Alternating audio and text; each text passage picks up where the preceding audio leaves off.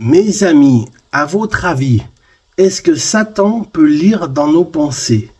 Voici mon opinion. D'une part, nous savons que les démons ne sont pas omniscients, puisqu'ils sont aussi des anges, à savoir des créatures avec leurs limites. En effet, les anges ne savent pas tout de nous. Par exemple, ils ne connaissent pas le jour du retour de Christ en gloire, quand il reviendra chercher son Église sans tache ni ride. Amen. Nous savons que seul Dieu peut connaître l'avenir. Ésaïe 46, 9, 10. Un démon est un individu, une créature créée par Dieu, un ange déchu qui a suivi Satan dans sa chute et qui est autosuffisant. Les démons sont limités dans l'espace et dans le temps. Ils ne sont pas omniprésents et ils sont donc probablement incapables d'entrer et sortir des gens à leur guise. D'autre part, dans 2 Corinthiens 10 et d'autres passages, laisse supposer que les démons peuvent influencer notre manière de penser. Mais peuvent-ils lire dans nos pensées réellement, à votre avis? Voici la réponse. Eh bien, nous savons que Jésus connaissait les pensées de chacun. Matthieu 9, 4, 12, 25, Marc 2, 8, Luc 6, 8 et 11, 17. Dieu connaît les pensées de tout le monde. Genèse 6, 5, Psaume 139, etc. Mais à aucun moment, la parole de Dieu précise que Satan ou les démons connaissent les pensées des gens. Ce serait juste une déduction, un argument silentio, argument de silence. Pourtant, en Daniel 2, 27, 28, Daniel explique au roi Nabuchodonosor qu'à part Dieu, personne ne saurait interpréter son rêve, quel que soit son pouvoir. Ce que le roi demande est un secret que les sages, les astrologues, les magiciens et les devins ne sont pas capables de lui révéler. Seul Daniel l'a fait. Il pouvait très bien consulter des sources démoniaques, mais manifestement ces démons n'étaient pas au courant, n'étaient pas capables de lire dans les pensées du roi, ils n'étaient pas en mesure de vérifier quel avait été son rêve, et encore moins de l'interpréter. Seul Daniel l'a fait. C'est donc probablement en sondant le texte des Écritures que l'on pourra trouver ce qui est en lien direct avec cette question cruciale.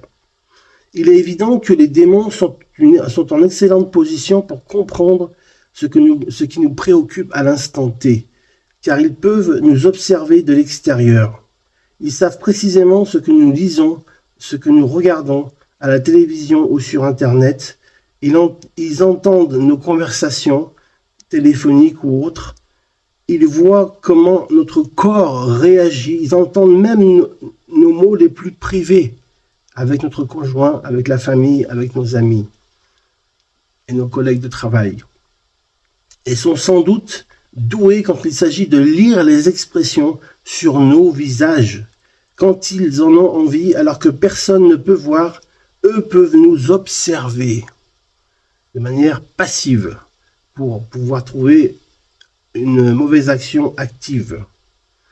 Toutefois, sont-ils capables de faire pénétrer des pensées en nous? Ont-ils le pouvoir de nous persuader de quelque chose que ce soit?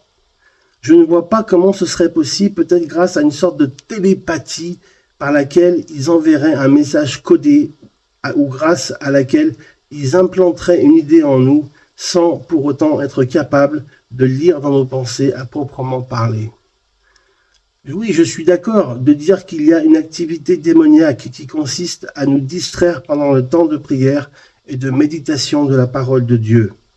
Mais dans cette situation, il ne leur est pas nécessaire d'être capable de lire dans nos pensées. Quand nous nous sommes disputés avec notre conjoint, si notre enfant est malade, lorsque nous sommes fatigués ou chargés, ou que nous faisons face à une urgence vitale, ils peuvent tout observer et en quelque sorte nous distraire de manière subtile et inconsidérée. Le monde et la chair, sans mentionner le diable, fournissent également leur propre lot de distractions, du pain et des jeux, comme au temps de l'Empire romain. Et la chair sait très bien ce que nous pensons et vivons.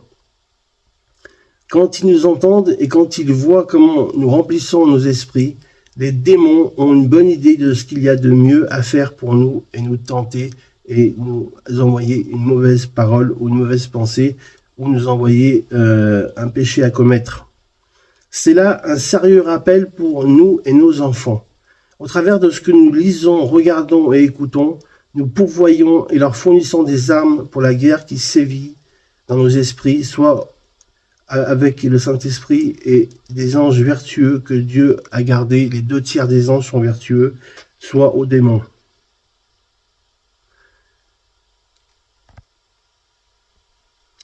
Si un ennemi m'attaque, ce ne serait pas une bonne idée de lui remettre un fusil chargé, prêt à tirer. Je pense que seul Dieu peut comprendre exactement ce que nous pensons et vivons à l'instant T. Lui qui est omniscient, lui qui nous a créés et qui est mort pour nous, pour nos péchés, et qui demeure en nous par le Saint-Esprit. Il est seul juge, le seul qui sait tout et qui voit tout. Je trouve cela réconfortant. Savoir que l'ennemi de mon âme n'a pas un accès illimité à mon esprit, m'apporte une petite bouffée d'air et me soulage, le Saint-Esprit. J'ai alors demandé à Jésus-Christ de me couvrir et de me ramener mes pensées captives à son obéissance, à l'obéissance de Christ. Nous lisons cela dans 2 Corinthiens, chapitre 10, versets 5 à 6, version Louis II, et de me protéger par son sang. Le sang de Jésus nous couvre de tous nos péchés. Amen. Par le passé, je priais en silence, mais aujourd'hui, je prie à voix haute pour que les démons entendent ce que je dis. Dans les 2 cas, Dieu m'entend, mais je veux aussi que les démons m'entendent, tout comme les guerriers vertueux. Car nous sommes l'armée du roi des rois, Jésus-Christ est son nom. Lorsqu'il a été tenté, c'est à voix haute que Jésus a répondu à Satan. Il a cité l'Écriture, les Saintes Écritures, pour que le diable puisse bien entendre ce qu'il disait. Mais les saints anges ont peut-être aussi été au bénéfice de ces paroles. Lorsque nous résistons au diable, c'est ce que nous invite à faire l'apôtre Paul, résister au mal, résister au diable.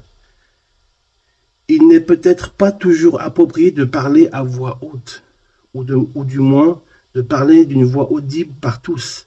Par exemple, au milieu d'un restaurant, d'une église ou au travail. Mais je pense qu'en règle générale, c'est tout à fait pertinent et opportun. Lorsque nous verbalisons nos paroles qui sont dans nos cœurs, nous exprimons avec des mots, nous donnons forme et expression aux armes de la guerre spirituelle qui se livrent en ce moment entre l'Église et Satan. Grâce à toutes les armes de la foi que Christ nous a données, que Jésus nous a données, nous pouvons lire ça dans Éphésiens chapitre 6, verset 11. Je vous invite vraiment à lire ce passage sur les armes de la foi pour combattre le bon combat. Et donc, Jésus a gagné la victoire, elle est définitive, mais notre combat est intérieur. Il est intérieur et nous pouvons nous aider des armes de la foi pour combattre Satan et ses armées. Car ces armes avec lesquelles nous combattons ne sont pas charnelles, mais bien spirituelles. Il y a une guerre spirituelle qui se mène actuellement. Car elles sont fortes et puissantes. Et elles nous rendent forts, oui, plus que vainqueurs, par le sang de Jésus qui a coulé, qui a été versé pour nos péchés. Car elles brisent notre péché du pouvoir de Satan. Il suffit juste de recevoir la guérison au bon moment et quand Dieu leur a décidé pour nous. Car le salut est en Jésus. Le salut que seul Jésus donne dans nos cœurs par le moyen de la foi. Amen. Soyez bénis.